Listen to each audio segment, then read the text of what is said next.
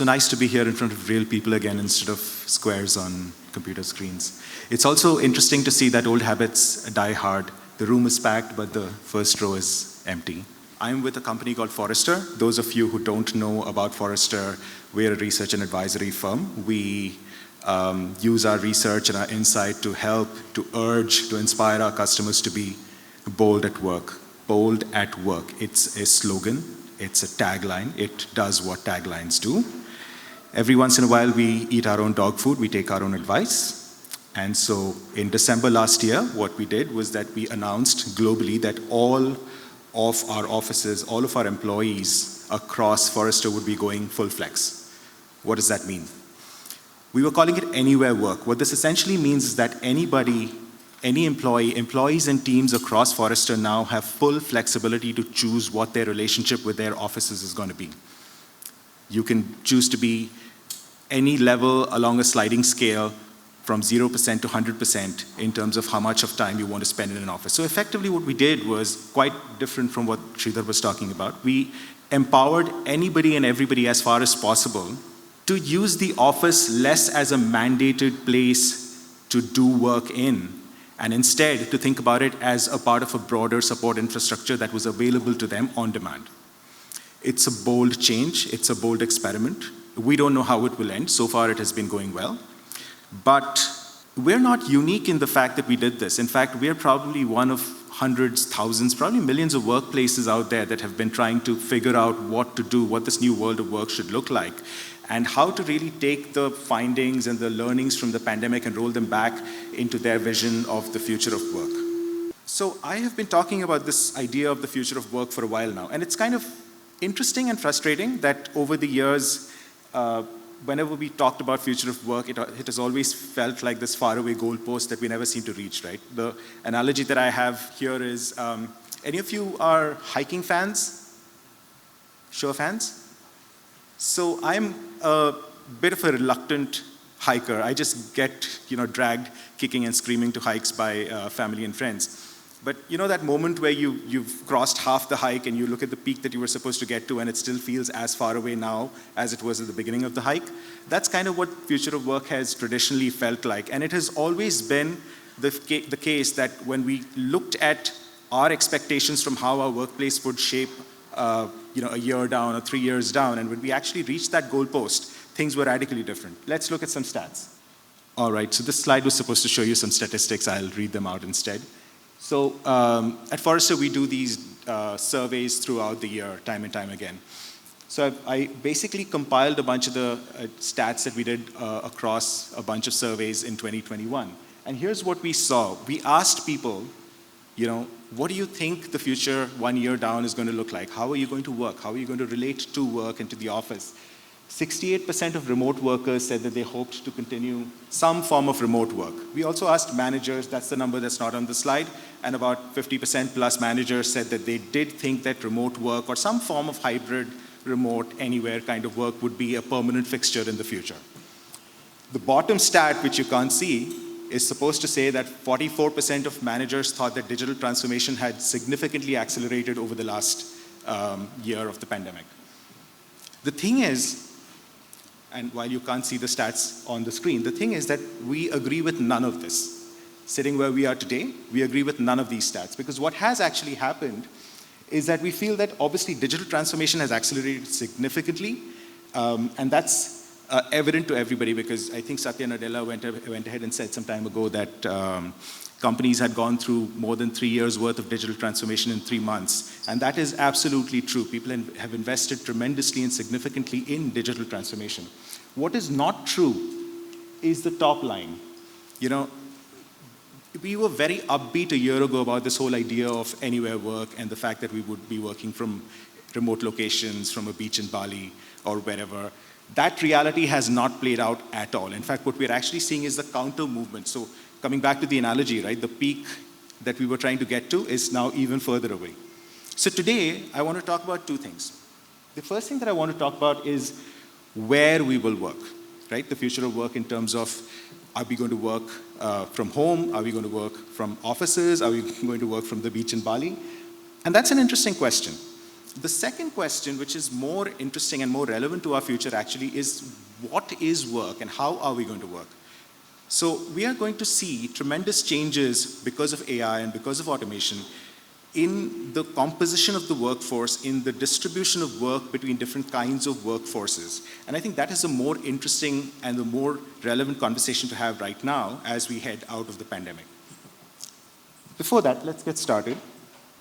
How many of you have suffered from the effects of the Great Resignation, in the sense that somebody from your team has quit suddenly because they had a 2x or a 3x job offer? Or maybe your manager quit. Lots of people. Last year we were very clearly seeing across the globe this trend for quitting rates, the rates at which employees were quitting their employment, to have risen by 2x, 3x in most geographies. I'm going to throw you a bit of a counter stat, right, which is also very interesting and revealing. Can anybody take a guess as to what the entry-level salary for a new, fresh graduate getting into an IT services company like Infosys or Wipro is today? 3.5?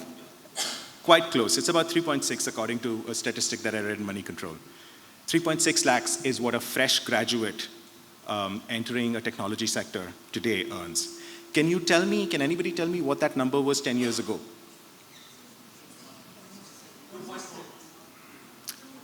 It was actually, the average that I have read was actually about 3.25. So, take a step back for a second. We talk about the Great Resignation. We talk about how last year, if you remember, startups were offering people who joined their companies, to work from Dubai and go watch the F1 and all of that stuff. Let's talk about what's going on the ground. The change in salary over 10 years for that entry-level graduate, the most basic input raw material for the IT industry, grew by 8 to 10%. Over 10 years. We are talking about massive amounts of inflation. We're talking about massive amounts of realization that these companies have benefited from because of the change in exchange rates, all of that. And the input cost has gone up in 10 years by 8 to 10%. We live in a pretty topsy-turvy world, and it's not just digital natives. I use the word with a little bit of a pinch of salt because 10 years ago, a Java programmer or a C++ programmer would have been considered a digital elite. Today, they're probably not, right? So it's not just in that strata, it's also down the market. When you talk about, service workers or people employed in, real-world jobs. Here's an international example. This is Terry Crews on TikTok, advertising for Amazon. So this is Amazon, right? These are workers in Amazon's warehouses who are, you've heard the stories. You've heard the various stories about how bad the working conditions are. But here's Terry Crews advertising benefits, paid tuition, flexible hours, right? So it's a very different world. It's a very topsy-turvy world. And the way that we've thought about rationalizing this world is that around mid-2020, late 2020, we came up with these 4 ideas. We said that there are 4 key shocks that have really accelerated trends that were anyway in motion, but because of the pandemic, they got kind of pushed forward. So these are the 4 shocks that would start shaking your workforce decisions. The first is systemic risk. The whole notion of what risk is took a very big expansion during the first few months of the pandemic, right? Earlier, we had a certain appetite for risk, a certain risk horizon, certain perceived risks. And then all of a sudden, supply chains blew up. Talent became a risk, right? And if you think about where we are today from a talent point of view, it doesn't matter where you are, what kind of company you're. You could be Infosys, you could be Microsoft, you could be HDFC Bank, you could be Wells Fargo down the street. You're all competing in the same market for the same kind of talent. So that increases your risk exponentially, doesn't it? The second is about robots and automation, and we'll talk about that extensively, so I'm going to skip that a little bit. The third is interesting. An employee data tsunami is about to drown you in obligations and possibilities. What does that mean? That means, think about the enterprise environment today. The amount of data that it is possible to generate about your business operations and about your employees. You can apply process mining tools or workforce analytics tools to understand how work moves between departments, between employees. You can use various kinds of unstructured data mining tools to understand what's going on in your emails, what's going on in your chats and texts, and so on. This allows you the power to go really granular in terms of understanding what your employees are doing, which changes the game in terms of just being able to think about what management means at the end of the day, right? When your entire approach to performance management, to scheduling, to allocation of work becomes data-driven, what does that mean from a management point of view? What new opportunities does that open up for you and your employees? What power does it give you as an employer, right? But then with great power comes great responsibility. So the flip side of this is also the fact that you have to now start thinking about your employees' rights to data, to privacy, right? And that's where the last part comes in, which is really about employee power.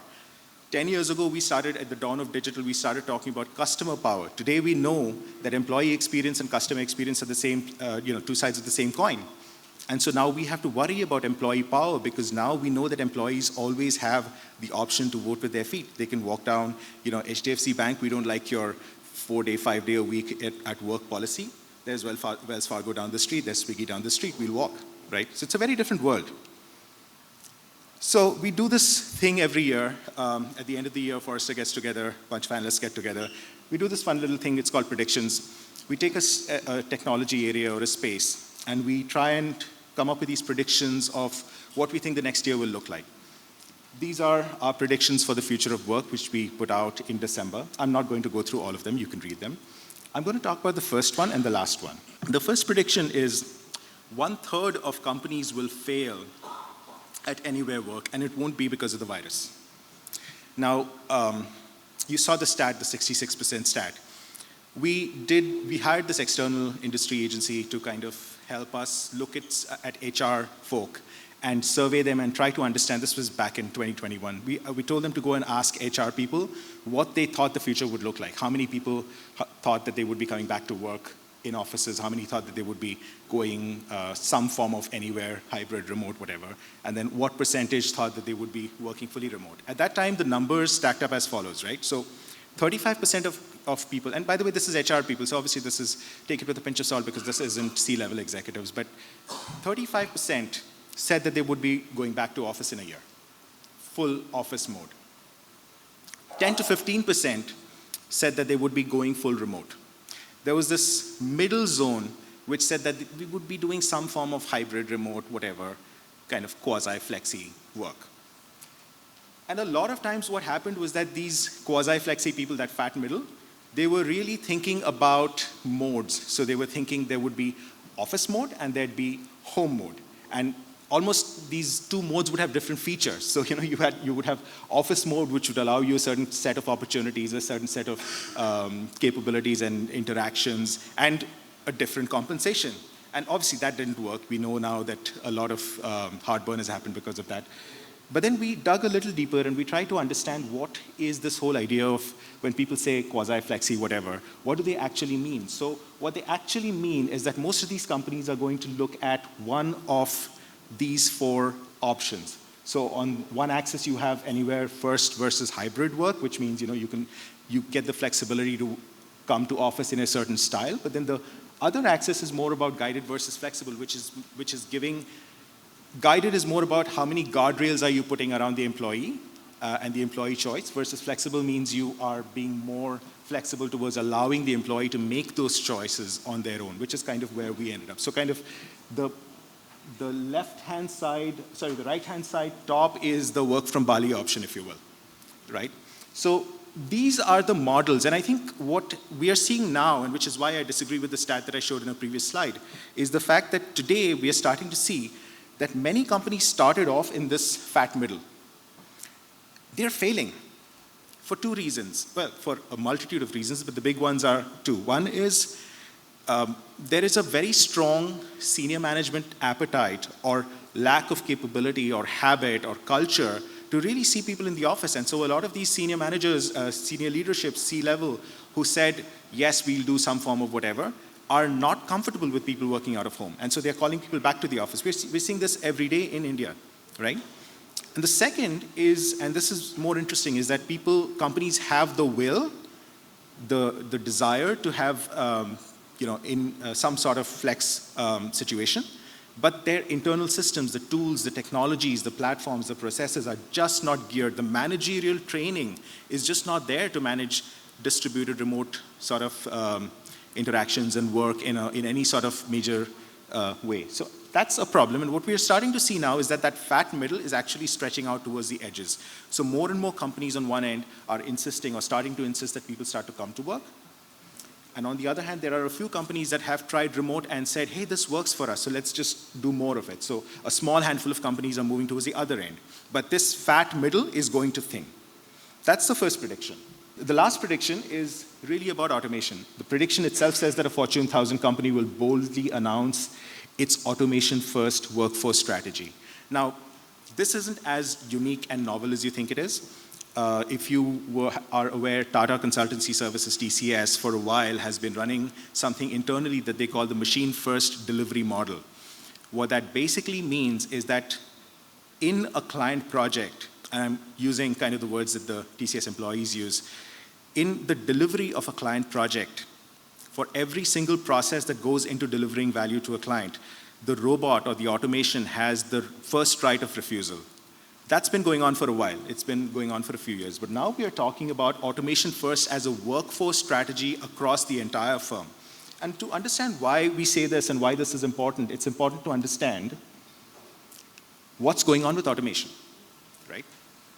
So I've been covering automation for 4 years at Forrester. When I came on board, I was covering this technology called robotic process automation, or RPA.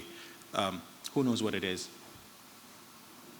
Heard of it? It's basically this idea that you can take a software robot and you can put it on a machine and get it to emulate the steps in a process that a human would otherwise take. So automate a process, so an invoice process, or any simple process that essentially involves a human sitting and punching on a screen can be now emulated with robotics, right? And my own data suggests that this is going to be a $22 billion market by 2025. And that's great. Because at the end of the day, when we were here before the pandemic, a lot of automation was focused on costs. How can we save costs? How can we take FTEs, people, out of processes? How can we make processes easier, cheaper for us to do? And then the pandemic happened and the whole conversation shifted.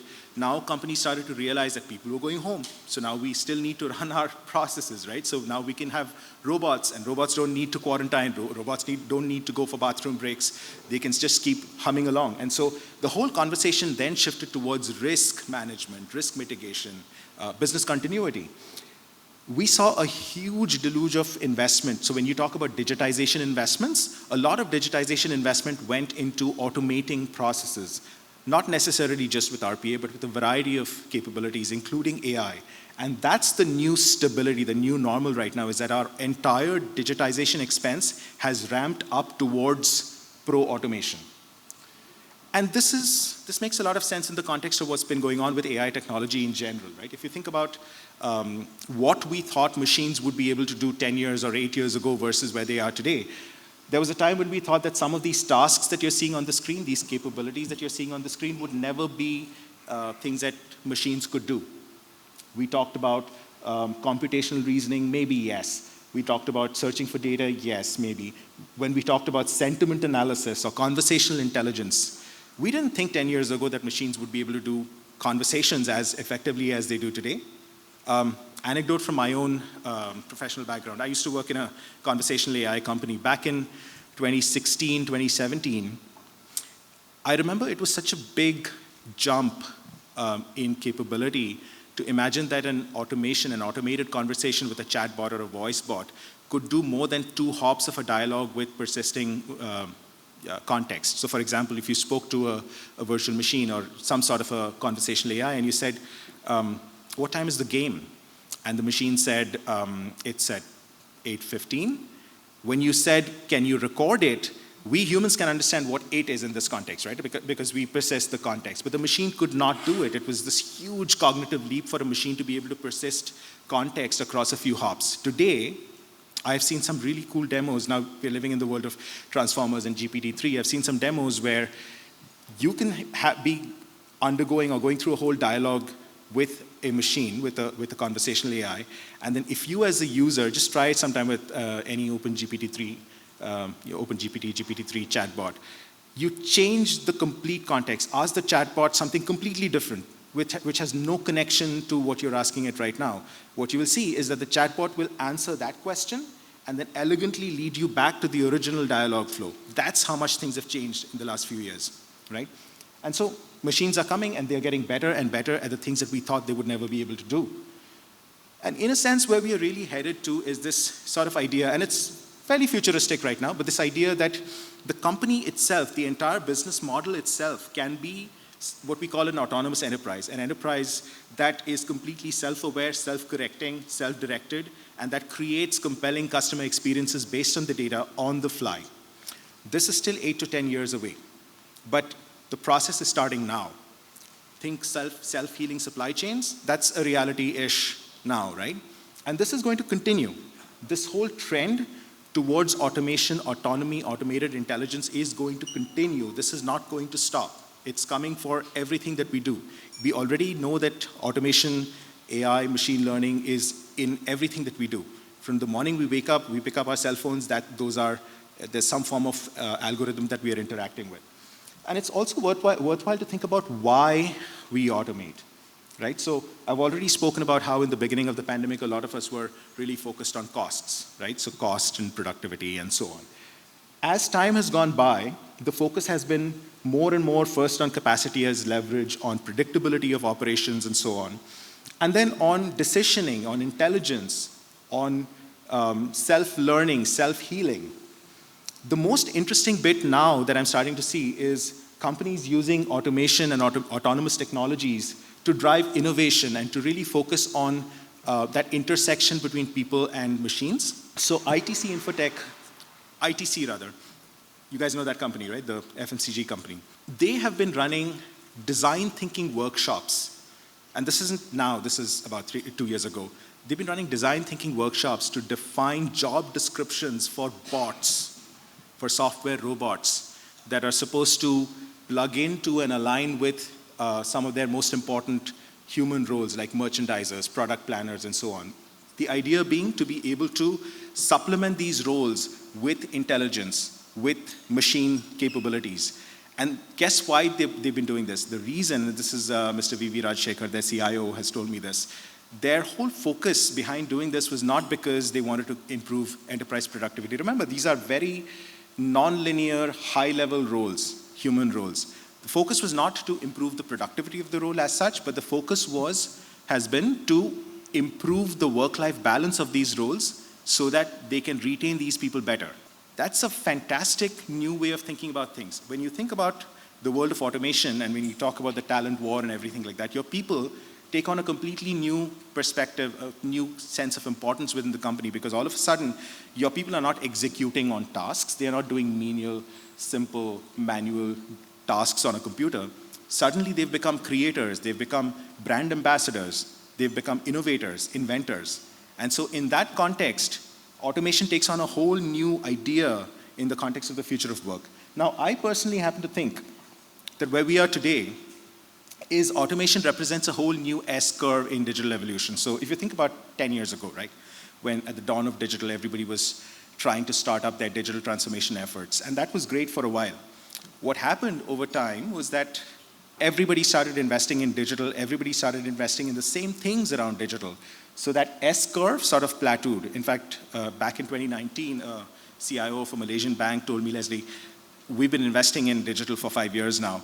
Where we are today is investments in digital have kind of become one of those investments where every single dollar that we're spending isn't really enhancing our competitiveness, isn't enhancing our differentiation, but we still have to keep investing because the day we stop investing, we're dead. Well, that's the plateau that we're talking about. And now, automation and AI technologies offer that opportunity to create a new S-curve, which will probably peak in 8 to 10 years from now, but that is starting now. And that is why it's important to think about what this means in the context of the workforce. So remember when I said that it's not, the conversation about where we will work from is not as important as how we will work. That's what I meant. So at Forrester, one of the things that we've done and we've continued to do over the last few years is to really think about the workforce in a unified sort of way. So what we've done is we've divided everybody who does everything under the sun, more or less, into these 13 personas. These are different kinds of people and different kinds of professions mapped to each of these personas. So you've got everybody from cubicle workers to human touch workers, which are people who work with other people, essentially, so psychologists or somebody like that. And then you've got digital elites, which are kind of full stack developers and machine learning scientists and so on. What we've done is we've tried to project what automation means in terms of how much of these jobs are going to be consumed by automation, how much of these jobs are going to be enhanced by automation. And the way to think about it is, imagine that you're standing on the shore of a sea, on a beach, and the water is rising, right? The tide's coming at you. So there are jobs or job classes, personas, that are lower, closer to the beach, closer to the shore, closer to the water line. These are the ones that are going to be inundated first. So people who do coordination jobs, data movement from place A to place B, cubicle workers, those are jobs under very heavy risk of being submerged by automation. And as you go up this chart, you see jobs on top which are furthest away from the shore. So teachers, explainers, digital elites, people who have to straddle multiple domains and bring intelligence and knowledge from multiple domains, synthesize it, and use it in their work. Human touch workers like psychologists and so on, as I said. These people are less at risk. There's this interesting middle, right, where people have to work not just independently or not just completely in mechanical ways, but where they have to work with machines, with machine intelligence. And that becomes a really interesting place to be. All right. So that becomes a very interesting place to be in the context of how we think that the job market itself is going to change, right? So here's what's going to happen. First, you're going to see automation deficits, which means jobs that are going to go away and not come back, right? So a lot of these guys at the bottom end, these are jobs that are going to go away. They exist today, but machines are coming, robotics is coming, RPA is coming, whatnot, to take these jobs completely away. And these jobs are not going to come back. But at the same time, you're also going to have automation dividends, which means you're going to start seeing jobs that didn't exist but now do because of the increase in robotics and everything else. So kind of, jobs that may entail teaching machines domain knowledge, things like that don't exist today. So you're going to see deficits, you're going to see dividends, and there's going to be a net of that. 29% minus 13% is going to be the net job loss across the economy. Once these jobs, the deficits and dividends are taken away, then we are going to see the others, and 30% of whatever is left is going to go away into the gig economy, the talent economy, so your Uber drivers, your people on Elance, Fiverr, that kind of stuff. Whatever is left from after all these have been taken away, about 80% of those jobs, they're going to be more or less the same jobs in terms of description, or nominally they're going to be the same jobs. So that's kind of this middle here, right? This middle. They are going to be nominally the same jobs, but the way that these jobs are going to be performed will fundamentally change in very profound sort of ways. So we already know, for example, that based on how unique your work is, you're going to have to start working more and more closely and in an integrated fashion with machines, with digital workers, with machine elements or machine learning elements of the workplace. In fact, the digital workforce is going to be more and more important. And for that 80%, it's going to be important for you to align with, and so in a sense, reskill yourself to be aligned very well and very effectively with machine-centric ways of working, to collaborate better with machines to get your work done. So it's not just going to be a human doing work independently. A great example is, think about this idea of a cyborg worker, right? So today in financial services in Europe, for example, you can, you're not allowed legally to use an automated entity, an algorithm to provide investment advice. So you have a human worker, a human advisor sitting and interfacing with the clients, doing what humans do best, which is conversating, collaborating, connecting ideas, reading the client.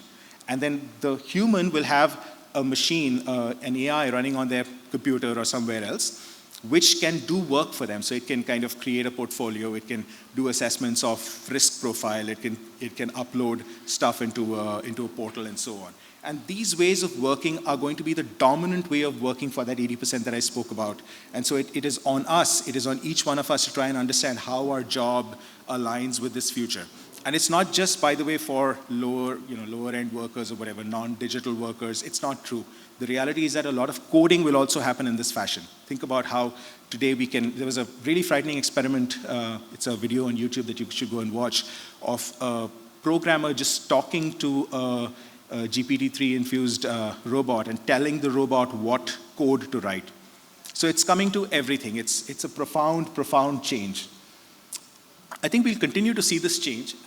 We're already starting to see this change, for example, in the contact center, right? In the contact center today, back in the day, it was all about how much does an agent know. Today, it's all about how effectively can an agent find the right kind of information that the client or the customer on the other end needs. And we're rapidly moving to a point where that finding of information is also becoming an algorithmic task for listening agents, for AI to surface for the agent or directly to the customer. So entire functions are starting to change in very radical, very foundational ways.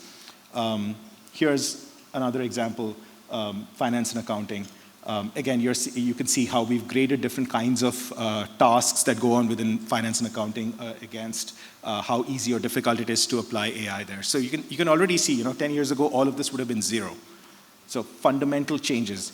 And the frightening thing here is that most of us, we are not ready. We are not ready for what AI is going to bring. We are not ready for the changes that automation is going to bring to our workforce. You can see it here, right? Only 19% of workers in the survey that we did say that their company has clearly articulated what they are going to do with automation within the workforce. Only 18% say that their career path is clear. Only 19% say that their company has clearly articulated how their automation technologies that they're implementing will re-engineer the way that they currently work. This is a crazy story, right? We need to be a lot more proactive and ready to understand what is going to happen to our jobs, to our functions, to our departments, to our companies when automation becomes more and more rampant, because it will. Automation is coming. In fact, the way that I think about it, and this is something that I've been researching a lot personally over the last year, I think that automation is going to pervade the entire enterprise. It's going to become a fabric, a consistent fabric, just like there was a digital fabric. Now you're going to have an automation fabric that covers the entire enterprise and connects everything so that anybody, anywhere will be able to create workflows, digital or even physical. Physical robotics is something that we don't talk about too much in the context of automation these days, right? It's not often today that we can have somebody go create a workflow in an RPA or a DPA tool that ends up in a robot flipping a burger or a drone making a delivery. But that's also coming, and all of this is going to be integrated. So automation is going to be everywhere. The automation fabric is going to be everywhere. So now the question is, do we think about automation in piecemeals, or do we really think about it from a systemic point of view? Is that how is the workforce going to change? How do we manage our entire business model?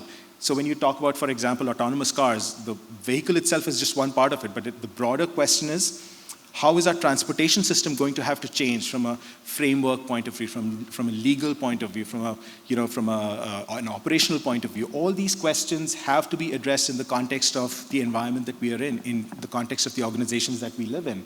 And so I think these are the questions that should worry us more than where work is getting done, because that's this year's problem, whereas what we are talking about here is the next 10 years kind of a problem. So I think to close a few ideas here, I talk about starting to think about our businesses and our work and even our departmental work as we do it in the context of what's that autonomous enterprise version of it, and how do we work towards that? This is probably more of a CEO question or a COO question. Build your automation fabric. That's more a pertinent question in the context of the work that you do. There's an interesting anecdote. A few years ago, there was this gentleman who joined the finance and accounts team in, there's an iconic hotel in Singapore called the Marina Bay Sands. It looks like a yacht on pillars. There's a gentleman who joined that company. He was working in the basement. His job was to move, so when you make a reservation, you get an email into the hotel, and then it's somebody's job to manually transfer that email into the hotel systems. So this was that guy. This was the job he was doing. And this gentleman, he took that job. He went and sat in some corner of the basement. He downloaded a free RPA tool, automated his entire job, and sat tight for 3 months. And at the end of the 3 months, his manager found out. Guess what they did to him? They made him the head of automation. That's how the world is changing. And it's important to be in touch with this change because it's very foundational. And finally, and this brings it all back to the workforce, invest in your people like never before, because as I said, in a world of constant automation, your people take on a completely different role, a completely different set of expectations in terms of what they're supposed to do, how they're supposed to engage with the business, with the automation, with everything else. And so automation literacy, data literacy, people need to understand how automation works, how digital works. That literacy is really important. Careers and skill building need to take on a completely new perspective in the context of what it means to be able to work side by side with digital workers, with robots, with AI, and so on. And the last thing is this idea that we've talked about for a few years now. It's this idea called robotics quotient. There's a whole methodology behind it, which I won't go into right now. But you know how intelligence quotient, IQ, measures how intelligent you are, or EQ measures your emotional intelligence. RQ, or robotics quotient, is supposed to be this idea that measures how capable and ready are you from a cultural perspective, is your organization from a cultural perspective to handle rampant automation. So it looks at people, processes, leadership, and trust, which is also an important factor. So I would suggest that you can go and read about this on Forrester.com, but think about all of these ideas as you plan your own careers as well as your future workforce in the context of everything that's coming. That's all I had. Thank you.